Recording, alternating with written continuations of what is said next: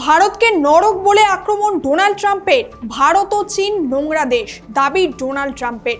এবার ভারতের এই অপমানের কড়া জবাব দিল আমেরিকাকে ইরান। তবে কেন হঠাৎ ট্রাম্প আক্রমণ করছে ভারতকে? এর পিছনে লুকিয়ে কোন রাজনৈতিক খেলা? ভারত আমেরিকার বাণিজ্যিক সম্পর্ক কি এবার তলানিতে গিয়ে ঠেকছে? ভারত মার্কিন সম্পর্কের ভবিষ্যৎ কোন দিকে এগোচ্ছে? সম্প্রতি ডোনাল্ড ট্রাম্প তার নিজস্ব সোশ্যাল মিডিয়া প্ল্যাটফর্ম ট্রুথ সোশ্যালে 4 পাতার একটা পোস্ট শেয়ার করেছেন। সেখানে ভারতকে হেল হোল বা নরকের মতো নোংরা দেশ বলে অভিহিত করেছেন তিনি। এখানে মজার বিষয় হলো এই পোস্টটি ট্রাম্প নিজে লেখেননি, এটা একজন ধারাভাষ্যকার মাইকেল স্যাভেজের লেখা, যা ট্রাম্প ধরে জাস্ট শেয়ার করে দিয়েছেন। সেখানে ভারত ও চীনকে হেল হোল বলা হয়েছে, যার মানে হলো এমন এক জায়গা যা চরম দুর্দশা, নোংরা এবং অস্বাস্থ্যকর পরিবেশ দ্বারা চিহ্নিত। তবে ট্রাম্পের এই আক্রমণের মূল লক্ষ্য আসলে ভারতের মানুষ নয়। এর পিছনে আসলে রয়েছে আমেরিকার বার্থ রাইট সিটিজেনশিপ আইন। কি সেই আইন? মার্কিন সংবিধানের 14তম সংশোধনী অনুযায়ী আমেরিকার মাটিতে জন্মালে যে কেউই প্রায় পাকাপাকিভাবে সেই দেশের নাগরিক হয়ে যায়।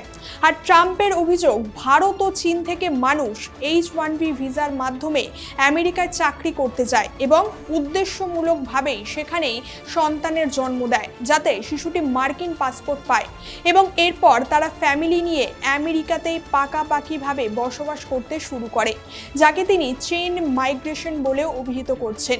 ট্রাম্পের অভিযোগ, ভারতীয় ও চীনারা আমেরিকার চাকরির বাজার এবং টেক সেক্টরকে দখল করে নিচ্ছে।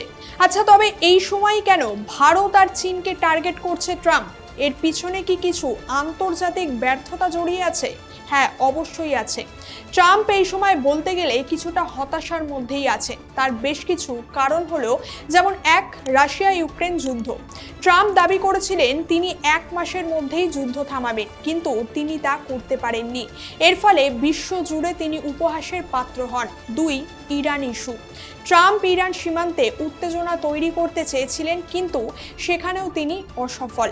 এছাড়া আমেরিকা স্ট্রেট অফ হরমুজে নৌ অবরোধ তৈরি করেছিল, কিন্তু ইরান তাদের ক্ষুদ্র ও দ্রুতগামী মস্কিউটো ফ্লিট দিয়ে আমেরিকার সেই পরিকল্পনায় জল ঢেলে দিয়েছে।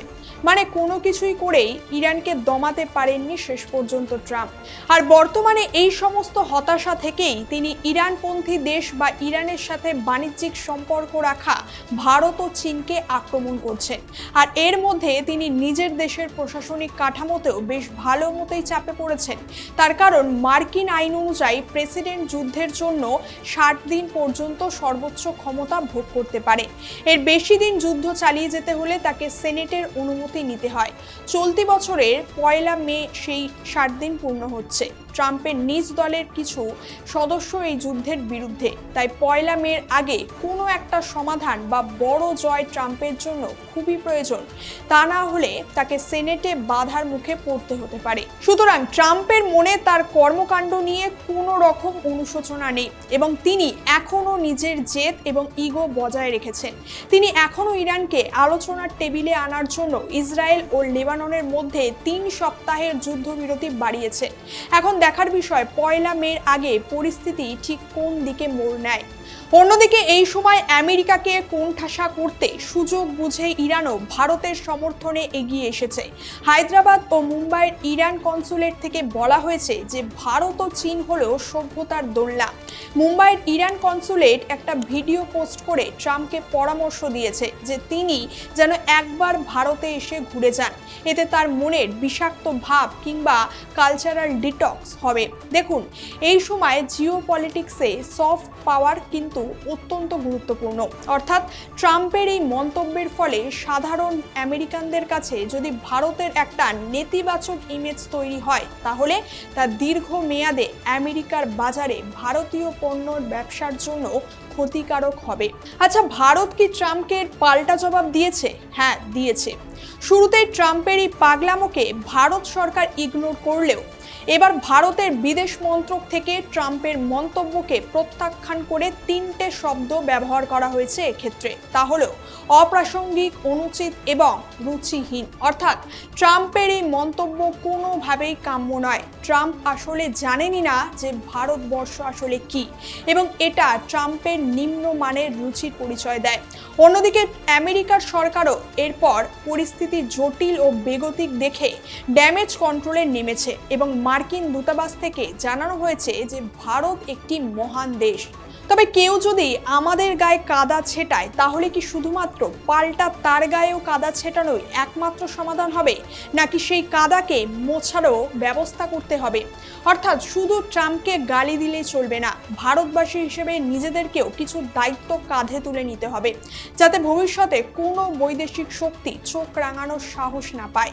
তার জন্য বিদেশি প্রযুক্তি, শিক্ষা, ইকোসিস্টেমকে টক্কর দিতে নিজের দেশের মধ্যেই যতটা সম্ভব উন্নত প্রযুক্তি, ইনফ্রাস্ট্রাকচার, উন্নত শিক্ষা ব্যবস্থা ও পরিকাঠামো এবং ইকোসিস্টেম গড়ে তুলতে হবে, যাতে কোনো সময় যদি ইয়াং ট্যালেন্টের জন্য বিদেশের দরজা সাময়িকভাবে হলেও বন্ধ হয়ে যায়, তাহলে নিজের দেশের মাটিতেই যেন তারা উপযুক্ত সুযোগটা পায়। সেই সাথে সাধারণ মানুষকেও সচেতন হতে হবে, যাতে আমাদের চারপাশে পরিষ্কার, পরিচ্ছন্ন, নির্মল এবং সুস্থ পরিবেশ গড়ে তুলতে পারি আমরা।